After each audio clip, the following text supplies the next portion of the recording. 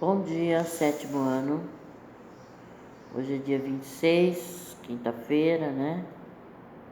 Eu acho que hoje nós encerramos o nosso conteúdo. E aí vamos ficar só com as atividades, pessoal.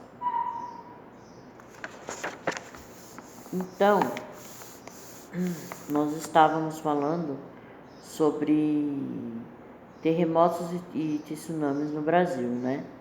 Nós vamos terminar essa parte aí, pessoal. Nós sabemos que o Brasil está situado no centro, né, da placa sul-americana. Por isso que nós não temos grandes abalos sísmicos, né? Os abalos que tem raramente vai apresentar uma magnitude elevada, exatamente pela nossa localização, graças a Deus, né? Mas existe alguns terremotos no território brasileiro, mas eles foram causados por desgastes na placa tectônica, não pela localização, mas sim por desgastes na placa tectônica, tá? Quando uma placa tectônica sofre algum tipo de desgaste, ela vai formar falhas geológicas, tá? Ou seja, ela pode ir desgastando até formar uma falha. Quando formam essa falha, né, durante a formação dessa falha, a gente percebe os abalos sísmicos, né, mas nada assim muito relevante.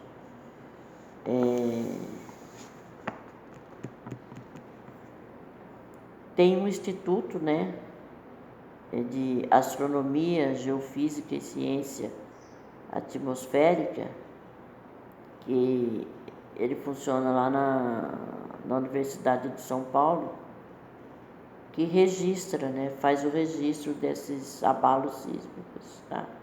Então vamos ver o que ele está falando, pessoal. Olha lá na página 329. O Brasil está situado no centro da placa sul-americana, que atinge até 200 quilômetros de espessura. Os sismos nessa localidade raramente apresentam magnitude e intensidade elevadas. No entanto, existe a ocorrência de terremotos no território brasileiro causados por desgastes na placa tectônica, promovendo possíveis falhas geológicas. Essas falhas causadoras de abalos sísmicos estão presentes em todo o território nacional, proporcionando terremotos de pequena magnitude. Alguns deles são considerados imperceptíveis na superfície terrestre, ou seja, são tão pequenos esses abalos, pessoal, que a gente nem percebe, né? Passa por eles assim sem a gente perceber. Segundo o Instituto de Astronomia, Geofísica e Ciência Astronômica da Universidade de São Paulo, no século XX foram registrados mais de 100 terremotos no país, com magnitude que atinge até 6,6 graus na escala Richter. Porém, a maior parte desses abalos não ultrapassam 4 graus, ou seja, 4 graus na escala Richter a gente nem sente, né?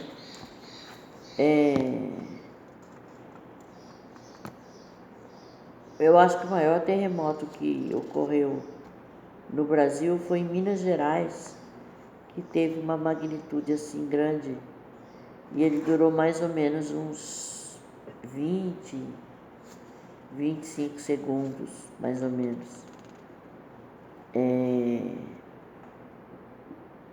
Mas ele causou danos, derrubou casas, né?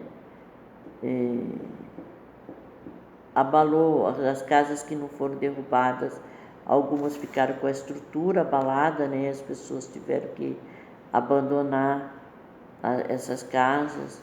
Houve o caso também de uma pessoa que foi soterrada durante esse terremoto, tá? Isso foi em Minas Gerais. Eu não me lembro exatamente a data, mas agora nós vamos ler na apostila, deve estar falando alguma coisa. Mas o último abalo que houve no Brasil foi, na realidade, em 2008, que foi no Rio Grande do Sul, se eu não me engano. Tá? Vamos ler aqui, pessoal, que nós vamos ver aí como é que foi isso daí. Olha lá. Primeiro, lá na página 330, tem lá, ó, João Câmara, município do Rio Grande do Norte, habitado por 31.518 pessoas, foi atingido por uma série de terremotos na década de 1980. O mais grave deles ocorreu no dia 30 de novembro de 1986, quando a cidade teve um abalo sísmico de 5,1 graus na escala Richter, que provocou a destruição de 4.000 imóveis. Então, um abalo considerável, né, pessoal? Tem a foto aí, ó. Em João Câmara, no Rio Grande do Norte. Nós vamos ver aí. Aqui está falando também desse que eu falei para vocês, em Minas Gerais. Vamos ver se ele fala a data aqui. Eu não me lembro da data. Vamos lá. Em Minas Gerais, no município de Itacarumbi, um terremoto de 4,9 graus promoveu um tremor que durou aproximadamente 20 segundos, tempo suficiente para derrubar 6 casas e abalar a estrutura de outras 60 residências. Nessa ocasião, uma criança de 5 anos morreu soterrada nos escombros de uma dessas casas atingidas. Foi criança, pessoal, falei uma pessoa lá, mas ele não disse aqui qual é a data, quando foi que aconteceu. O último grande terremoto registrado no Brasil ocorreu dia 22 de abril de 2008. Um tremor de 5,2 graus foi sentido nos estados do Rio Grande do Sul, Santa Catarina, Paraná, Rio de Janeiro e de São Paulo, embora não tenha sido registrada a ocorrência de desabamentos ou de vítimas. Diante desses fatos e de outros ocorridos em anos passados, fica evidente que o território brasileiro não está totalmente livre de abalos sísmicos. Nesse sentido, existe uma possibilidade real da incidência de terremotos de maiores proporções em uma das inúmeras cidades brasileiras. O registro mais elevado no Brasil ocorreu em 1955 no estado do Mato Grosso, que marcou 6,6 na escala Richter. Ou seja, olha aí, pessoal, o terremoto mais intenso que houve no Brasil foi aqui no Mato Grosso. Eu não havia me lembrado desse fato. Realmente, no Mato Grosso, em 1955, tá? Eu não tinha nem nascido ainda, pessoal, ou seja, faz muito tempo, né? E na escala Richter marcou 6,6, ou seja, bem grande, mas não está falando aqui se houve vítimas ou não. No Brasil, desculpa aí, pessoal. No Brasil, de um modo geral, a crosta tem espessura semelhante à de outros continentes, com uma média de 40 quilômetros medidos a partir do nível do mar. Existem algumas regiões no país em que a crosta é mais fina, 35 quilômetros. É claro que quanto mais fina a crosta, mais vai se sentir os abalos, né? Sendo que algumas delas não estão ainda bem delineadas, porque há poucas informações sísmicas disponíveis sobre a região. Um exemplo dessa situação é uma faixa de quase 1.000 quilômetros que vai do Pantanal, Mato Grosso do Sul, a Goiás e Tocantins. Já no Nordeste, onde foi realizada a maioria dos experimentos de refração sísmica, a incerteza é bem menor. O Nordeste é a região com maior frequência de tremores no país. Em alguns pontos, a crosta apresenta menos de 30 quilômetros. Então, no Brasil, a maior parte deles apresenta 40 quilômetros, né? Quando ele fala aí em 40 quilômetros, 30 quilômetros, pessoal, é a espessura, tá? Não é o comprimento, é a espessura. Ou seja, e aí quanto menor a espessura, nos locais onde a espessura da placa são menores, a maior incidência, né, da gente sentir esse tremor. Tal afinamento parece ter ocorrido entre 136 milhões e 60 milhões de anos atrás, período em que a América do Sul se separou da África. No país temos a rede sismográfica do Brasil, que dispõe de 50 estações sismológicas, ou seja, são essas estações que registram, né, os abalos sísmicos. 50 no Brasil todo, é que tem uma boa quantidade. Se a gente se comparar com os estudos do espaço, a gente tem uma boa quantidade, né? Porque INPE no Brasil só tem 4, né? O INPE é o Instituto que faz pesquisas espaciais. Só tem 4 no Brasil todo. E estações sismológicas são 50, então está bem monitorado. Desta forma, os pesquisadores pretendem monitorar melhor o país e aumentar a resolução do mapeamento da crosta brasileira. Quanto mais terremotos forem observados, mais detalhes da espessura da crosta podem ser identificados. Com mais detalhes, é possível criar modelos que permitam predizer com uma maior precisão as áreas sob riscos e terremotos de maior magnitude. Ou seja, é de suma importância, né, pessoal, que aconteça esses registros, né, e essas estações aí, são 50, né, estações sismológicas, elas não estão ali somente para ver os abalos, elas registram os abalos e registra também em cada local a espessura dessas placas, né? E sendo assim, elas tendo condições de verificar a espessura da placa, vai ter condições de saber, né, se pode haver naquela localidade, nas proximidades, um terremoto de maior ou de menor intensidade. Então essa é a função, né? É por isso que tem tantas estações sismológicas. Isso faz com que evite, né? Ou pelo menos evitar, não dá para evitar, né, um terremoto, mas dá para se prevenir, saber qual a área que ele pode atingir, né, em quanto tempo, para poder tomar providências, né. Continuando lá na página 331. As discussões sobre a imunidade, essa palavra imunidade aí, pessoal, não está muito adequado aí no que ele quis dizer, tá? Mas, ou seja, na prevenção, ou seja, algo imune é algo que uma pessoa imune de alguma coisa é uma pessoa que não vai adquirir, vamos supor, imunidade, não vai adquirir determinada doença. Em termos disso daí, a imunidade quer dizer o que aí, essa palavra? A possibilidade, né, do Brasil ter ou não terremoto. Então, lá, as discussões sobre a imunidade do Brasil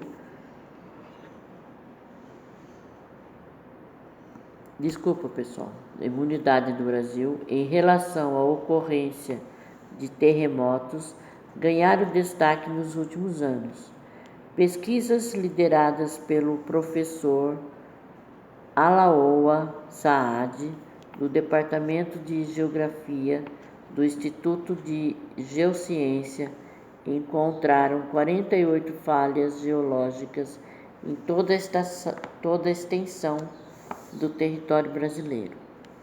É nessas falhas que se desenvolvem os terremotos por meio do movimento das placas tectônicas. Elas se formam há milhões de anos em um longo processo geológico. As placas atuais são resultado da junção de placas sobrepostas. Muitas vezes a acomodação não realiza um perfeito encaixe, de modo que se formam trincas, lacunas, rachaduras e falhas. Essas rupturas resultam em terremotos. Não há, portanto, como prever a ocorrência de terremotos, embora existam maneiras de identificar lugares propícios ao desenvolvimento de tal fenômeno. Diante dessa pesquisa, Saad afirmou que a maior concentração das falhas está presente nas regiões Nordeste e Sudeste do país.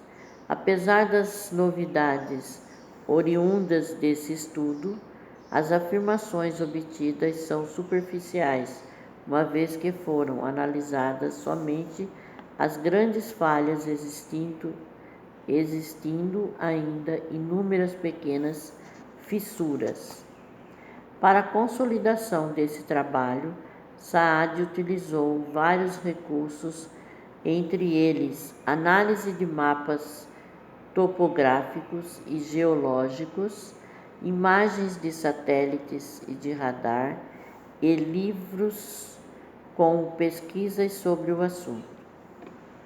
O pesquisador em questão relatou que existe a possibilidade de acontecerem terremotos no Brasil, porém com menor frequência e intensidade em relação a outros lugares do globo.